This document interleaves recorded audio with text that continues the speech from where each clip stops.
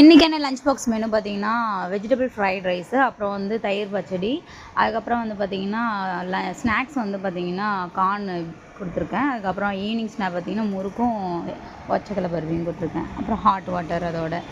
என்னோடய பையன் வந்து பார்த்தீங்கன்னா, இன்றைக்கி சீக்கிரமாகவே எழுந்துட்டான். ஒரு வேலை கூட செய்ய முடியல. இருந்தாலும் வச்சுட்டு எப்படின்னா சமாளித்து தான் ஆகணும். அப்புறம் என்னோடய பொண்ணுக்கு நேற்று பர்த்டே விஷஸ் பண்ணியிருந்தாங்க. அதில் வந்து ஒரு சில கார்ட்ஸ்லாம் கொடுத்துருந்தாங்க.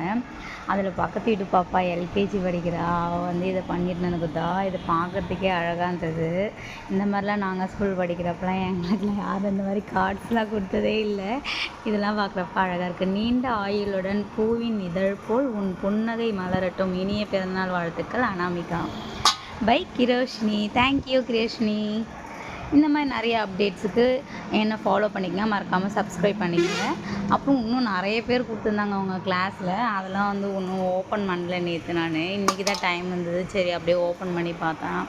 அதில் அவங்களோட ஃப்ரெண்ட் ஒருத்தவங்க வந்து இந்த கிஃப்ட்டு கொடுத்துருந்தாங்க. இந்த பேப்பரில் வந்து ஒரு மாதிரி பர்ஸ் மாதிரி பண்ணி அது உள்ள பார்த்தோன்னா இந்த மாதிரி ஹாப்பி பர்த்டேன்னு போட்டு பட்டர்ஃப்ளைலாம் போட்டு ஒரு ஃப்ளவர்ஸ்லாம் போட்டு ஒரு கலர்ஃபுல்லாக கொடுத்துருந்தாங்க. இதுவுமே செம்ம க்யூட்டாக இருந்தது.